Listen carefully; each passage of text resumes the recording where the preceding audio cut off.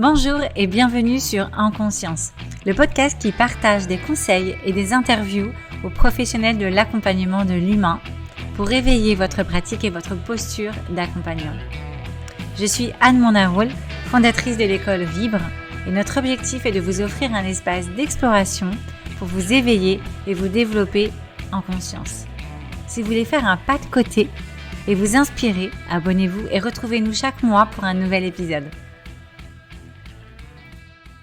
Bonjour et bienvenue dans notre podcast En Conscience. Je suis Séverine, votre hôte pour aujourd'hui, et je suis ravie de vous retrouver pour ce nouvel épisode. Pour ce troisième épisode, j'ai la joie d'accueillir Anne Jamlo Bonahi, sophrologue, auteure et égologue. Bonjour Anne. Bonjour Séverine. Je vais commencer par te présenter, mais avant ça, comme il est possible que nos auditeurs entendent des sons particuliers, je voudrais juste vous prévenir, ce n'est pas le micro qui est défaillant, ce sera le syndrome Gilles de la Tourette qui s'exprimera. Alors Anne, tu es née à Nantes et tu incarnes pour nous la fusion entre la sophrologie, l'entrepreneuriat et le dépassement personnel. Tu es titulaire d'un brevet d'état d'aptitude à l'enseignement de la culture physique et du culturisme. Et tu as exercé en tant que professeur de gym avant de te plonger dans le monde de la sophrologie. Ton parcours atypique est marqué par le syndrome Gilles de la Tourette que tu nous définiras tout à l'heure. Et ce syndrome se révèle à la fois être un handicap mais également une source de vie. En 1993, tu as entrepris des études de sophrologie à l'Institut de sophrologie de Rennes et tu as développé par la suite une sophrologie posturale au sein de Sénégym. Tu as su élargir ton champ d'expertise à la gestion du stress, la relation d'aide, le Reiki, l'EFT, le yoga du rire, et je suis sûre que j'en oublie. Et depuis quelques temps, notamment en 2016, tu as créé l'ADAE. Alors l'ADAE, tu nous en parleras plus tard, c'est l'aide au discernement pour l'ajustement et l'harmonisation de l'ego. Et c'est un concept qui est axé sur le stress relationnel et l'hypersensibilité relationnelle. Tu es auteur de plusieurs ouvrages, dont Authentique, le dernier, et tu explores également... L'avant-dernier, pardon. Et alors le dernier... C'est Histoires érotiques. Ah, ok. Donc Histoires érotiques, le dernier. Tu explores également le pouvoir du storytelling à travers ta chaîne YouTube, qui s'appelle Du coq à l'âne. Oui. Tu animes des conférences depuis plus de 20 ans et tu partages ton expérience sur la sophrologie, sur le stress, le Reiki, le syndrome Gilles de la Tourette notamment. En 2022, tu as lancé une nouvelle formation, une formation longue également dont tu nous parleras tout à l'heure, une formation en égologie qui démontre ton engagement continu dans le domaine de la sophrologie. Et je suis, moi, absolument ravie de t'interviewer parce que je te connais depuis bien plus longtemps que tu ne me connais. Donc je suis plutôt émue. Et notre rencontre en septembre de l'année dernière m'a beaucoup marquée. Aujourd'hui, nous allons plonger dans ton parcours exceptionnel et découvrir tes réflexions sur l'entrepreneuriat, sur le handicap et puis sur la puissance de la sophrologie, puisque c'est vraiment ce qui t'anime dans l'équilibre personnel et professionnel. Merci d'être là. Merci Séverine, moi aussi je suis émue. On va commencer déjà par peut-être définir ce qu'est le syndrome Gilles de la Tourette pour que nos auditeurs puissent comprendre un peu mieux de quoi on parle. Alors le syndrome de Gilles de la Tourette, en fait c'est un handicap, une maladie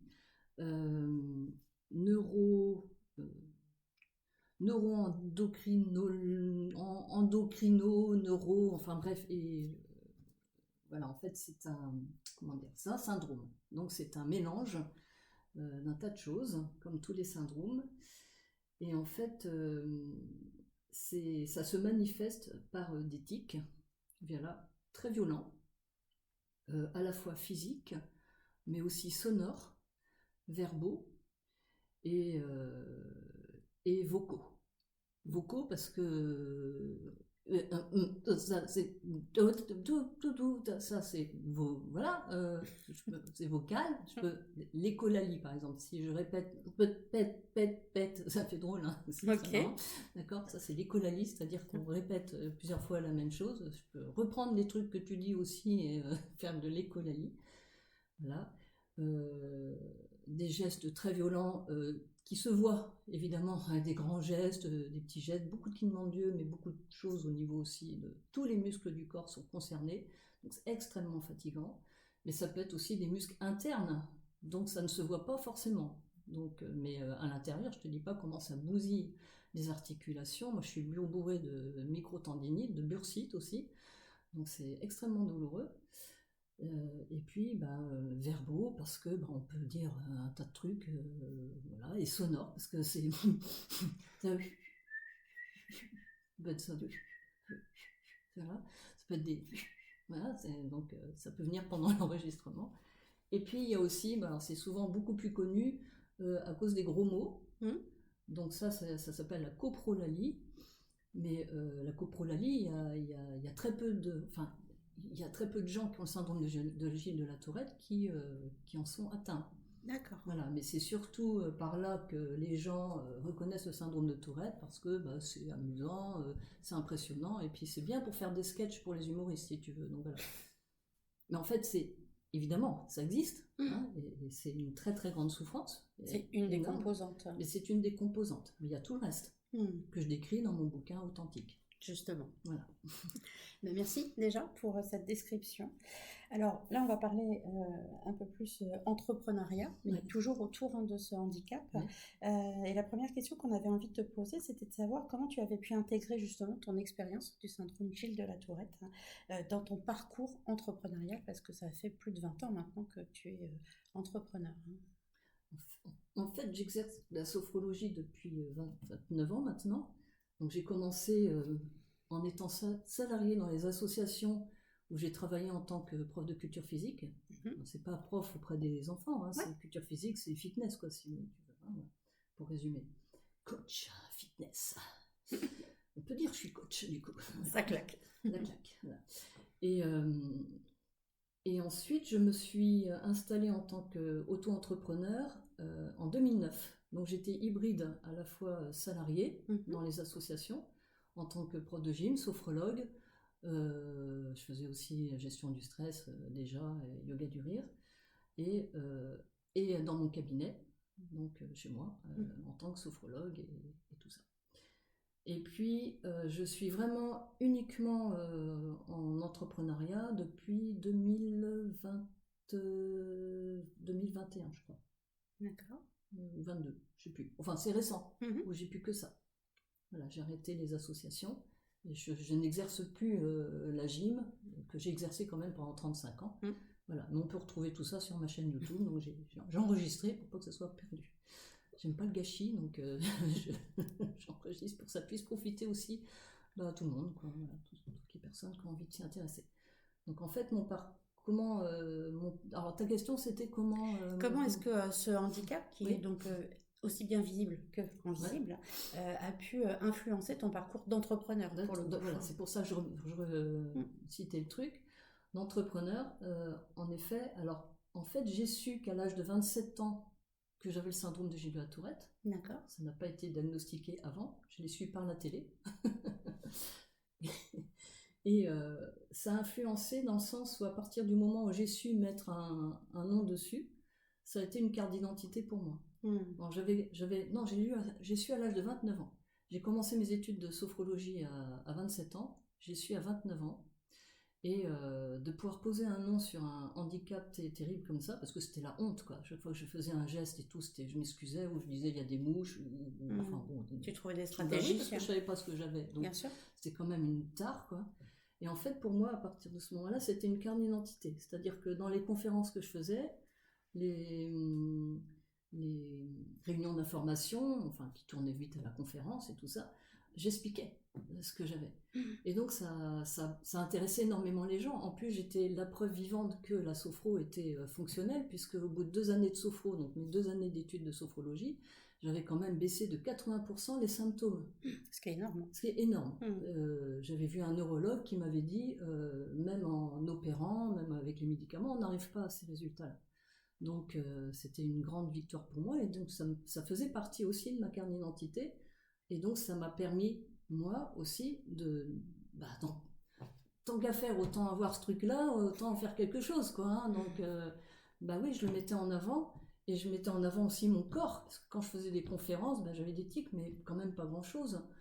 Donc les gens qui connaissaient un petit peu ou à qui je pouvais expliquer étaient quand même bluffés de voir que je pouvais, moi, juguler, gérer, comme on dit. Hein, voilà. Donc, pour moi, c'est plus de la maîtrise maintenant. Hein, c'est plus de la maîtrise, c'est-à-dire une connaissance de moi. Donc en fait, je suis mon propre porte-parole grâce à ce syndrome que j'ai étudié, mais à fond, mais décortiqué comme c'est pas possible, pour pouvoir exposer ça aux gens et pour pouvoir les accompagner aussi dans toute leur souffrance finalement, hein, puisque je suis moi-même voilà, donc, en grande souffrance depuis l'âge de 7 ans quand même.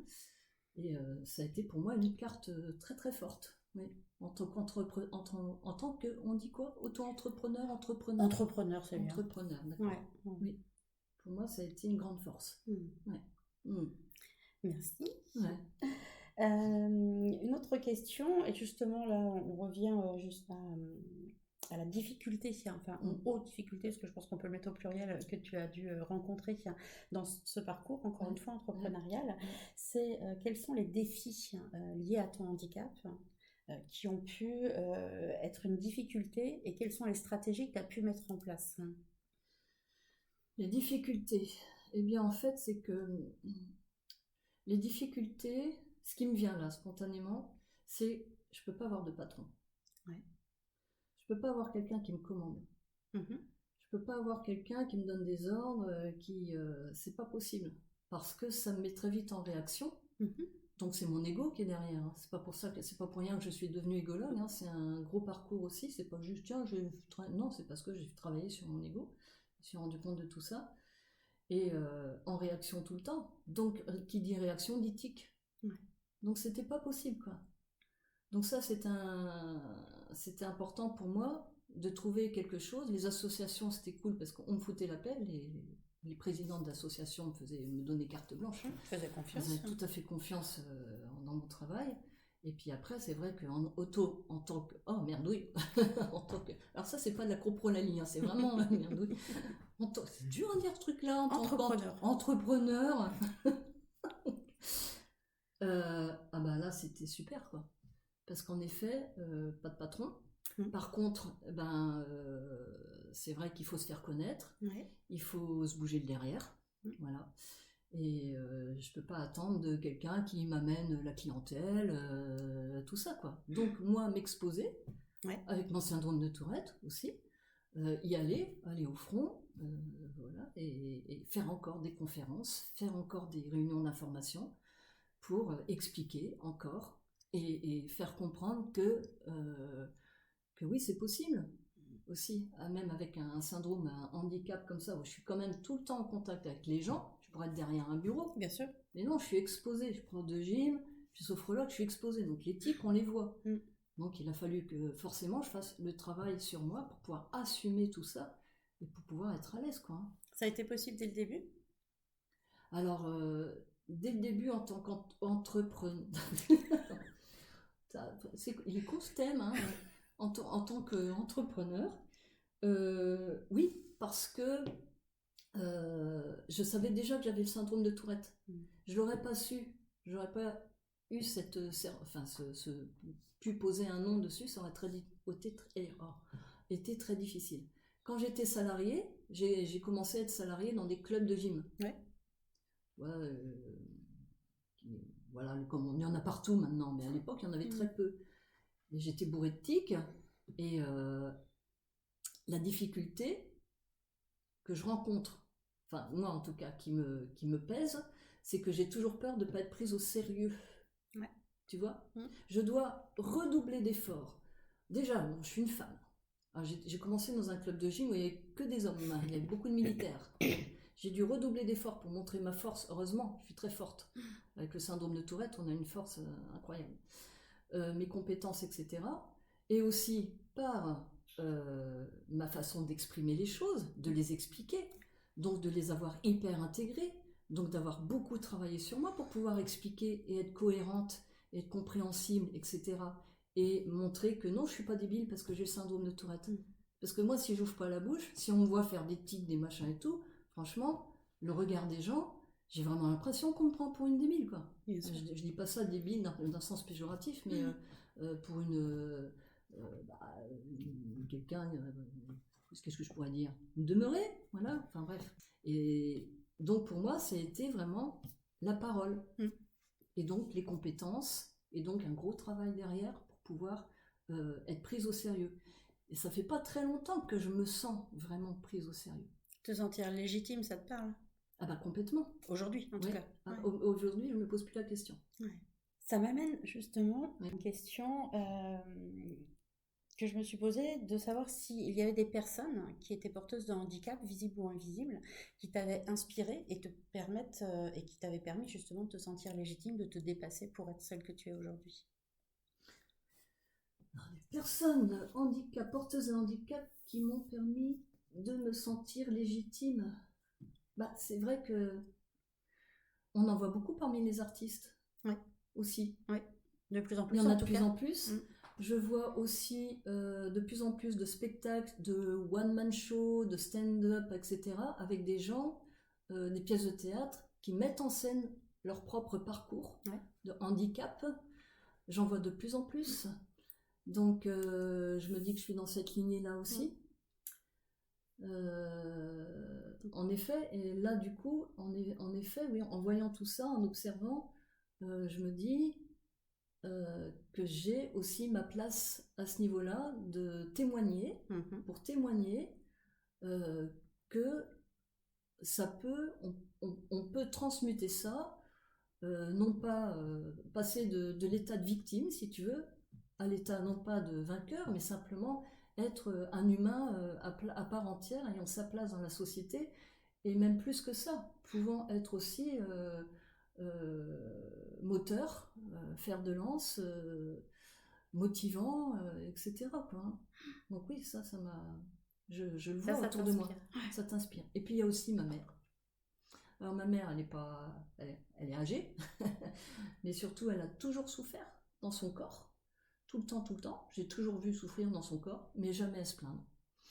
À se bouger, elle peut pas rester en place, c'est un vrai diabolo, et elle est un vrai zibulon plutôt, et elle est tout le temps par monts et par vaux, même encore maintenant, à 95 ans, là, elle est partie, pendant qu'on est en train de faire cet enregistrement, elle est partie jouer à la belote avec des copines, elle s'occupe énormément des gens, elle s'est toujours occupée des gens, elle a animé aussi des groupes de parole pendant toute sa vie. Elle fait partie d'une association où c'était vraiment un travail sur la parole, des échanges sur toutes les thématiques de la vie. Et moi, j'ai assisté à ça. Et donc, pour moi et pour mes frères et sœurs, je pense que c'est un modèle, oui. Elle a son caractère. Et elle a subi énormément d'opérations. Elle se bouge, quoi. Elle se bouge pour pas être dépendante des autres. Et pour moi, c'est vraiment un modèle, ouais. Ouais, vraiment, ouais. Ça t'a permis de te construire. Ben, oui, c'est clair, elle nous a transmis elle m'a transmis, ou en tout cas, des valeurs sur lesquelles je me repose. Et quand je vois, des fois, si je peux, quelquefois, commencer à me plaindre sur mon sort, ce qui n'arrive plus, en fait. Ça arrivait quand j'étais jeune, mais plus maintenant. Mais si jamais ça peut arriver, je pense à elle. Je me dis, attends. Évidemment, il y a plein de malheurs dans le monde. Et tu peux te dire aussi, bah attends, ouais, mais il y a ma mère. Il y a ma mère et punaise, elle nous fiche une sacrée claque, quoi. Ouais. Donc, ouais. D'ailleurs, authentique, j'ai failli l'appeler bougez-vous le cul. Parce que c'est très vendeur, les injonctions. Voilà, il y a plein de livres avec des injonctions. Et puis, bon, en fait, comme j'aime bien les jeux de mots, j'ai écrit authentique. C'est bien authentique. C'est pas mal. Ouais, c'est pas mal du tout. Merci pour ces réponses. On a eu différentes questions de nos auditeurs et il y en a une qui a retenu mon attention, qui est celle-ci. Comment le succès ou le développement de ton activité a-t-il influencé la perception que tu as de toi et aussi ton attitude vis-à-vis de ton handicap? Alors, le succès, c'est un bien grand mot. Disons que alors, faut que je précise un truc. Je vais t'avouer un secret. C'est que mon animal totem est un escargot. D'accord. J'ai appris ça dans une session de sophrologue il y a plus de 20 ans de ça. Et une chamane qui nous avait fait un rêve éveillé pour découvrir notre animal totem. Et moi, c'était un escargot. Voilà. Bon, je l'ai gardé parce que... Voilà. Et puis, en fait, je me rends compte que je suis vraiment un escargot, en effet. D'abord, je fais les choses lentement, mais sûrement. Ouais. Donc, je n'ai pas eu un succès immédiat. Ça, c'est beaucoup de travail. C'est beaucoup de travail dans le sens où c'est beaucoup de remise en question. Beaucoup de remise en question, beaucoup de... à jamais se reposer sur ses lauriers. Je ne me repose pas sur mes lauriers. J'ai fait beaucoup de formations, je m'informe, je lis beaucoup de choses, je regarde, j'écoute, voilà. Et puis aussi, comment dire, je ne sous-estime jamais l'adversaire. Ça, c'est très important. Voilà. Et j'essaye toujours d'avoir quelques longueurs d'avance. Ça, c'est mon côté joueuse. Ouais, voilà. Ouais, et en fait, donc le succès, il n'est pas venu tout de suite. Et je me sens même pas être dans quelque chose. Je me sens pas être dans le succès en ce moment. Je suis encore en train de toujours à me remettre en question, toujours à bouger, quoi, en fait. Alors, par contre, c'est vrai que mon activité prend de plus en plus d'essor, voilà. Donc, parce que c'est cohérent, parce que c'est un travail que je fais qui essaie d'être le plus juste possible. Je travaille sur la justesse. Quand on travaille sur l'ego, on travaille sur sa justesse, mais vraiment au cœur de la justesse. Donc, je m'applique à moi-même ce que j'enseigne, d'abord. C'est ça un petit peu, être cohérent aussi. Et ce que ça me renvoie, c'est surtout les autres. Moi, je vois que mon travail intéresse des gens. J'ai de plus en plus de contacts, de gens qui me posent des questions, qui m'interviewent, comme toi notamment, qui viennent voir ce que je fais aussi dans mes stages d'initiation, qui viennent voir mes conférences, etc. Et puis aussi, je commence à être copiée. D'accord. Donc ça, alors ça fait pas plaisir à mon ego, c'est greux, mais en même temps, quand on commence à être copié, ça veut dire que quelque part, ce qu'on fait, c'est pas complètement à côté de la plaque. Hein, voilà. Et puis il y a aussi, oui, il y a de plus en plus de retours dans le sens où on me dit que le travail que je propose maintenant est vraiment unique. Même s'il y a plein de choses qui existent, il y a plein de gens qui ont fait un tas de trucs avant et qui me disent c'est unique, ça j'ai jamais fait. Et c'est opérationnel, les résultats sont bluffants, très rapidement. Moi je l'ai expérimenté pour moi, hein. Je me suis sortie de trucs mais hyper durs, quoi. C'est comme ça que j'ai créé mon approche, à Daé. Donc voilà, il y a tout ça en fait. C'est à la fois moi je me rends compte de ce que moi ça joue sur moi, parce que tout le travail que je fais sur mon ego, ça me libère énormément de tous ces greux, tous ces trucs là qui font que je me sens plus illégitime, je me sens de plus en plus à ma place. Et puis il y a aussi, du coup, comme c'est énergétique tout ça, l'univers me le renvoie bien. À travers les situations que je rencontre, les gens que je rencontre, les choses qui se proposent à moi, etc. Donc c'est ce feedback là que j'ai. Voilà. Et est-ce qu'aujourd'hui, tu poses un autre regard sur le handicap, notamment autour du syndrome de Gilles de la Tourette? Alors mon regard, il a changé depuis longtemps. J'ai écrit Authentique, il est sorti en 2017, ce livre. Je l'ai pas écrit pour faire ma thérapie, j'avais déjà fait le travail avant de l'écrire, sinon ça n'aurait pas été possible. C'était vraiment kamikaze. Donc mon regard, il a déjà changé avant sur ce handicap. Et oui, pour moi, en fait, je l'écris dans Authentique. C'est un mot fort, mais pour moi, c'est une grâce. Comme j'aime pas le gaspillage, j'en ai fait quelque chose. Je ne pouvais pas imaginer que je sois affublée d'une telle monstruosité. si c'était pas pour en faire quelque chose. D'ailleurs, c'est le projet de mon prochain livre, où je vais expliquer tout ça, encore plus en profondeur, de quelque chose encore plus spirituel, quoi. Voilà. Et c'est vrai que quand on subit quelque chose comme ça, pour soi, et qu'on se donne les moyens de s'en sortir, qu'on n'attend pas que ça tombe du ciel, que ça devienne des autres. Moi, j'ai eu de la chance, j'ai rencontré la sophrologie. Et pour moi, ça a été mon plus grand miracle, en fait, quelque part. Et j'ai croché dedans, quoi. Et donc, mon regard, il a changé dans le sens où, oui, quand on a quelque chose de très dur, si on fait les bonnes rencontres, parce que la vie, c'est une histoire de rencontres, bonnes rencontres de personnes, mais aussi de méthodes. Ouais. Ça peut être des lectures, ça peut être un podcast, ça peut être n'importe quoi. Une rencontre peut suffire à changer tout à fait le regard qu'on... Voilà. Mais ça se fait pas d'un coup. C'est progressif. Et puis c'est encore d'autres rencontres. Et surtout, c'est la motivation. Moi, ce qui me pousse à faire tout ce que je fais, c'est ma motivation. On dit toujours, quand tu veux, tu peux. Pour moi, c'est une grosse connerie, ce truc-là. Je sais pas qu'est-ce qui a sorti ça, mais c'est n'importe quoi. Je suis assez d'accord. Parce qu'on veut, il y a plein de gens qui veulent arrêter de fumer, par exemple, mais c'est pour ça qu'ils le font. Si on n'est pas motivé derrière, ça suffit pas, la volonté.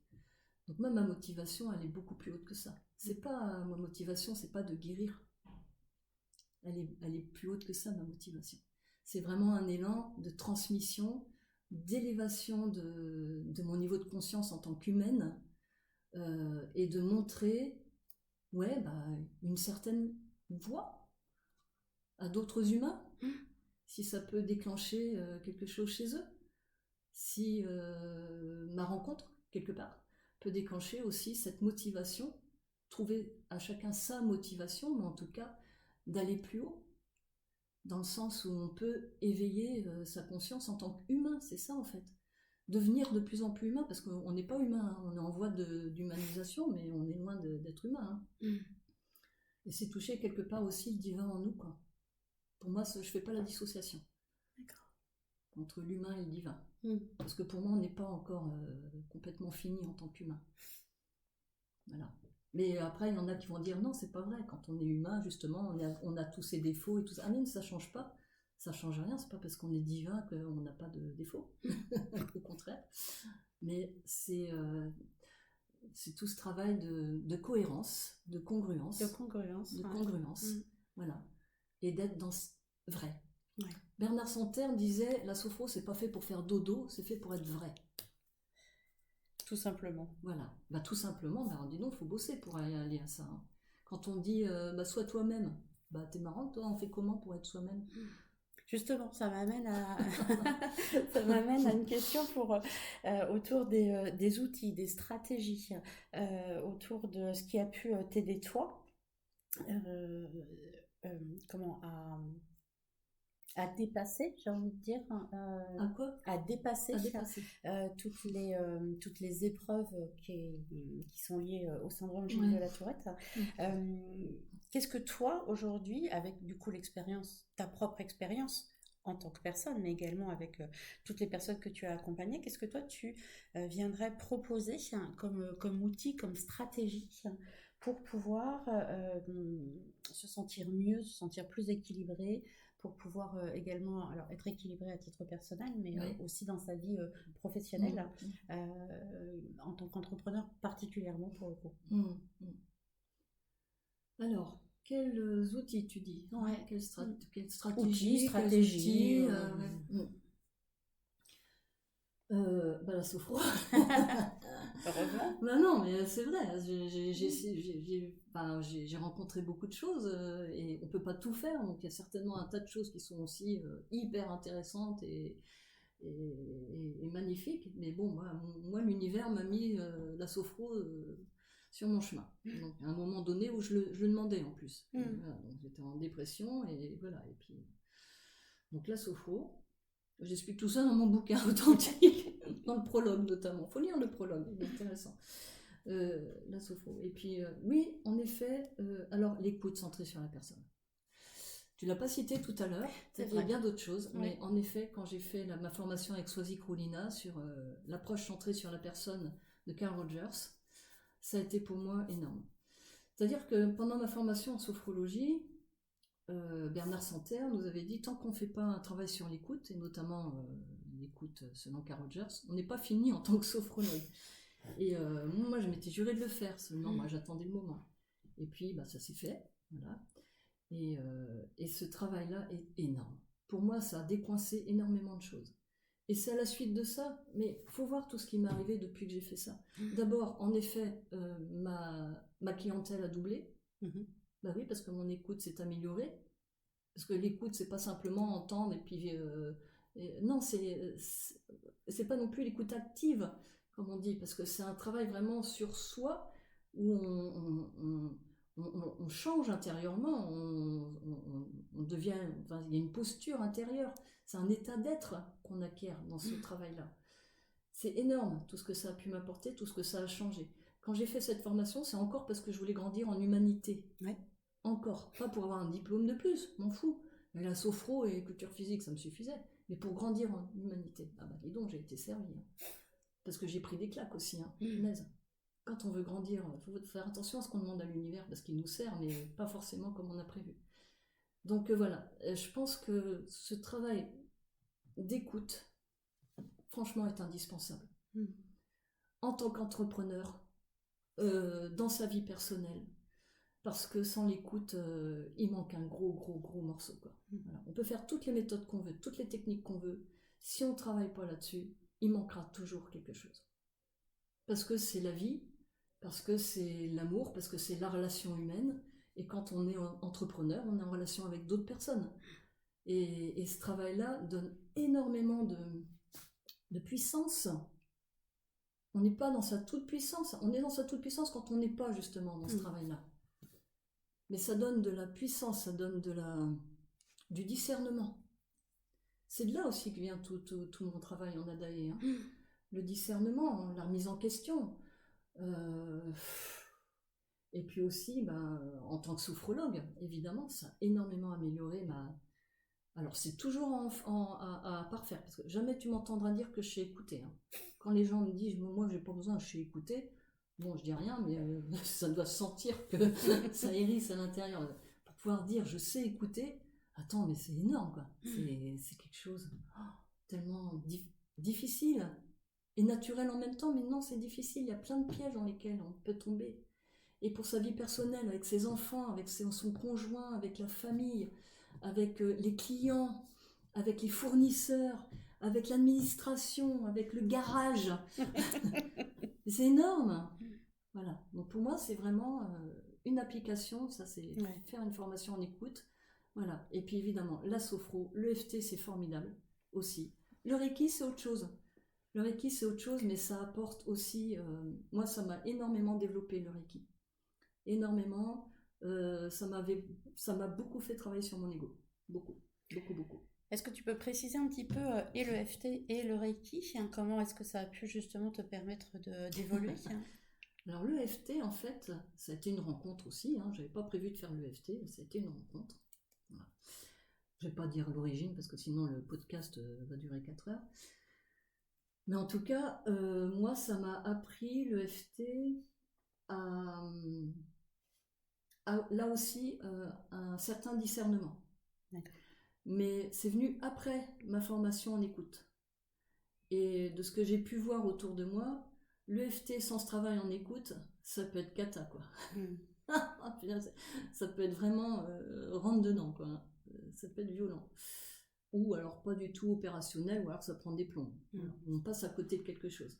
Mais l'EFT, pour moi, était un outil de discernement où là, j'ai pu vraiment aller à la rencontre aussi de mes émotions, ce qui n'est pas toujours le cas en sophro. C'est pas si évident que ça de rentrer en contact avec ses émotions. C'est un long travail. Ce qu'on éprouve, ce qu'on ressent, etc. C'est pas si simple que ça. Donc là, ça a permis, en fait, déjà un travail de vocabulaire. L'EFT permet un travail de vocabulaire. Parce que comme on reformule avec la personne, etc., et quand on écoute centré sur la personne, on apprend à reformuler. Bernard Santerre nous disait tout le temps, pour reformuler, il faut avoir beaucoup de vocabulaire. Il faut faire des mots croisés. C'est ce qu'il nous disait. Et l'EFT aide beaucoup à ça. J'ai pratiqué l'EFT bi-quotidiennement sur moi pendant 2 ans. D'accord. Donc ça m'a permis là aussi de travailler sur mon syndrome de Tourette de façon très profonde et puis sur plein d'autres choses. Mais en fait, le syndrome de Tourette, je ne travaille pas dessus. Je travaille sur toutes les choses qui provoquent les tics. Sur les conséquences. Sur les conséquences. Travailler sur une maladie en elle-même, pour moi, ça rime à rien. C'est toutes les causes, c'est tout ce qu'il y a autour qui va. Et le fait est qu'à force de travailler dessus, l'éthique, il y en a de moins en moins, quoi. Donc l'EFT, ouais, c'est énorme. Et puis le Reiki. Alors le Reiki, c'est un autre monde. Et alors, moi, j'ai été amenée au Reiki, c'était pas prévu du tout dans ma vie non plus. C'est encore une histoire de rencontre, cette affaire-là. Et aujourd'hui, tu es maître Reiki. Et maintenant, je suis maître Reiki et j'enseigne et je forme des gens depuis 13 ans. Voilà, j'ai commencé en 2007. Et puis depuis 2010, j'ai formé pas mal de monde déjà. Le Reiki, c'est extra. Moi, c'est ma vie. J'en fais tout le temps. Je fais mon autotraitement tous les jours. J'envoie du Reiki à distance à un tas de gens, pour un tas de situations, pour des conflits, c'est énorme. Mais vraiment, c'est fou le travail qui se fait avec le Reiki. Et ça transforme petit à petit aussi. Et parce qu'en fait, avec le Reiki, on ne peut plus tricher. On est en connexion avec l'univers direct, quoi. Le Reiki, c'est le souffle vital de l'univers, c'est une énergie pure. Et on ne peut plus tricher. Donc pour moi, ça fait partie aussi de ce travail, mais d'une autre manière, d'une manière non verbale. Oui. Tu vois, c'est-à-dire que... C'est subtil. C'est très subtil. Autant en sophro, on est dans le travail de notre propre conscience, qu'on développe par nous-mêmes, en faisant les pratiques sophrologiques. Autant en Reiki, moi je définis ça comme le Reiki, c'est le souffle vital de l'univers, mais c'est la conscience de l'univers qui joue en fait avec notre propre conscience, et les deux savent très bien ce qui est juste pour nous. C'est-à-dire qu'on n'est plus seul. Alors quand on fait un travail en sophro, puis en EFT aussi, et puis qu'en même temps on a ce travail avec l'univers, et qu'on fait ça quotidiennement sur soi, l'autotraitement, et puis un tas d'autres techniques, parce qu'il n'y a pas que l'autotraitement, forcément ça fait bouger, ça nous met en face de situations qui, si on a le discernement, au lieu de dire « Oh, ça marche pas ce truc-là, c'est nul et tout, j'attends des miracles et puis ça vient pas », de se dire « Attends, qu'est-ce que j'ai à comprendre de ça ? Où est-ce que j'ai pas été juste avec moi ? Pas avec l'autre, avec moi. Où est-ce que j'ai pas été juste avec moi ? » Et quand on fait de la sophro en plus, alors là, le travail, il se fait, quoi. Et puis, il faut pas oublier que dans le Reiki, c'est pas que l'énergie avec les mains, etc. C'est aussi les idéaux du Reiki. C'est moitié Mikao Usui, c'est moitié l'énergie. Mikao Usui, c'est celui qui nous a légué le Reiki tel qu'on le connaît maintenant. Moitié l'énergie de l'univers et moitié les idéaux du Reiki qui sont au nombre de 5 et qui sont des préceptes qui permettent vraiment de faire un gros travail sur soi. Et il y a tout dedans. Et tout le travail qu'on peut faire sur l'ego, il est là-dedans. Et moi, je l'ai fait aussi. Enfin, je l'ai fait, je continue. J'essaie d'appliquer. Donc tout ça, ça se tient, tu vois. Et puis il y a aussi, j'en parle pas, mais le code de guérison. Le code de guérison, c'est une méthode américaine qui n'est pas du tout connue. Pas trop connue du tout, qui est très intéressante. Et là, j'ai appris à travailler sur mes croyances. Et puis du coup, j'ai été beaucoup plus loin. Voilà. Est-ce que c'est avec toutes ces techniques, donc la sophro, le FT, le Reiki, et donc le code de guérison, effectivement, je ne connais pas, que tu as pu concevoir et créer l'ADAE ? Ouais, c'est tout ça. Ouais. Et aussi l'analyse transactionnelle que j'ai étudiée en partie pendant mes formations sur la gestion du stress et la prise en charge de l'épuisement professionnel, le burn-out, tout ça. Donc j'ai aussi appris, pas tout, de l'analyse transactionnelle, mais suffisamment pour pouvoir travailler avec ça. Donc c'est le mélange de tout ça, en effet. Et c'est à partir de là qu'à un moment dans ma vie où vraiment j'étais plus bas de terre, j'étais vraiment, j'ai vécu des choses extrêmement difficiles sur le plan psychologique, émotionnel, etc. Et c'est là que l'ADAE est née. C'est là que l'ADAE est née, en rassemblant tout ce que j'avais appris J'ai tout synthétisé pour pouvoir travailler sur mon ego. Parce que j'avais compris qu'avec tout ça, tu te rends compte, avec la gym, le yoga du rire, la sophro, le FT, le reiki, etc., j'ai travaillé sur toutes les dimensions de l'être. Bah ouais, bah non, en fait, pas sur l'ego. On pense qu'on travaille sur son ego, mais on est vraiment en surface, quoi. Et là, j'ai compris. Là, j'avais encore demandé, tu vois, c'était pendant une formation en Reiki, mais Reiki Karuna, qui est la suite du Reiki Usui, qui est Reiki de la compassion. J'avais demandé à grandir en spiritualité, décidément. Et l'ego t'est tombé dessus. Ah bah punaise, ouais, j'ai pris des sacrées claques, quoi. Faut faire attention à ce qu'on demande. Mais j'ai été servie. Et là encore, j'ai compris que j'aurais pas vécu ça, ça a duré quand même pas mal de mois, si j'avais pas en faire quelque chose. Et c'est quand j'ai compris ce qui m'arrivait, en fait j'étais en grande dépendance affective, que j'ai pu rebondir. Et c'est là que j'ai créé l'Adae. Tout d'un coup, ça s'est fait, mais vraiment dans ma tête, pouf, comme si tout se... c'est comme dans les mangas, là. Pouf, et là, du coup, j'ai créé l'Adae. Donc, alors, pour répondre à ta question précédente, pour les entrepreneurs, etc., eh bien oui, la sophro, bien sûr, l'écoute et l'Adae. Parce que dans l'Adae, il y a tout ça. Mais surtout, l'Adae, on travaille sur son ego. Et l'Adae, bah, c'est le cœur l'ego, c'est le cœur du réacteur. C'est vraiment le cœur du réacteur. On peut travailler sur tout ce qu'on veut, mais si on ne travaille pas là-dessus, il manquera toujours quelque chose. Et il y a toujours quelque chose qui merdera. Et il y aura toujours des embrouilles avec un fournisseur ou avec un client.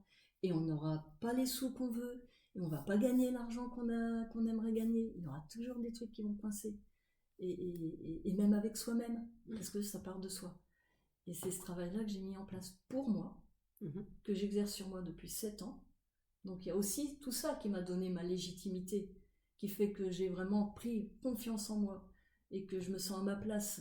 Et du coup, avec tout ce que j'ai pu libérer comme souffrance égotique avec cette approche, que j'appelle approche plus que méthode, eh bien, par effet de, comment on appelle ça, la loi de l'attraction.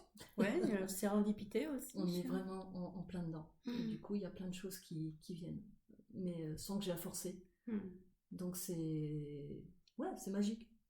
C'est magique, mais derrière, il y a 30 ans de travail. Oui, c'est ça. Voilà. C'est pas arrivé tout seul. Voilà. Et maintenant, c'est ce que j'essaye de transmettre aux gens, et du coup, ils gagnent un temps fou.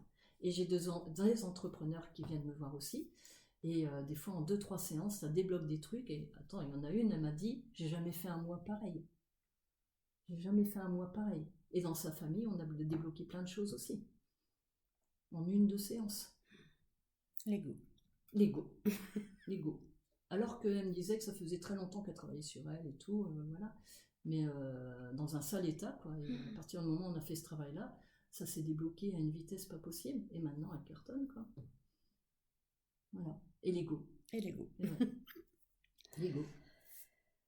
Je suis ravie d'avoir eu cette conversation. Je suis bavarde, avec quand tu me toi. branches, moi je suis partie, t'appuies sur le bouton et hop, je peux plus m'arrêter. Mais non, mais c'est parfait parce que c'était très intéressant et je suis persuadée que ça va intéresser nos auditeurs. Vous retrouverez dans les notes de l'épisode les différents sujets que l'on a pu aborder avec Anne aujourd'hui sous forme de référence. Je te remercie vraiment pour le temps que tu nous as accordé. On te voit tout à l'heure en conférence, à l'heure à laquelle on enregistre ce podcast. On va poursuivre avec une conférence dont le thème est comment trouver la paix intérieure avec l'égologie. Justement. Je ne saurais que trop vous conseiller donc de vous procurer les livres d'Anne. Vous retrouverez encore une fois les références dans les notes de l'épisode. Et je vous remercie tout à chacun de nous avoir écoutés. Je vous invite, si l'épisode vous a plu, à partager, à liker et à transmettre aux personnes à qui vous pensez que cet épisode et ce thème particulier du handicap et de l'entrepreneuriat pourraient être utiles.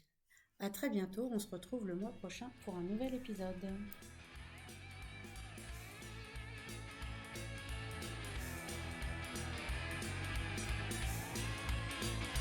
C'est la fin de cet épisode. Nous espérons qu'il vous aura permis de faire un pas de côté et de vous apporter de nouvelles pistes de réflexion et d'inspiration. nous vous proposons de continuer à vous éveiller avec les autres épisodes à votre disposition. Partagez, abonnez-vous, suivez-nous sur les réseaux sociaux et surtout retrouvez-nous le mois prochain.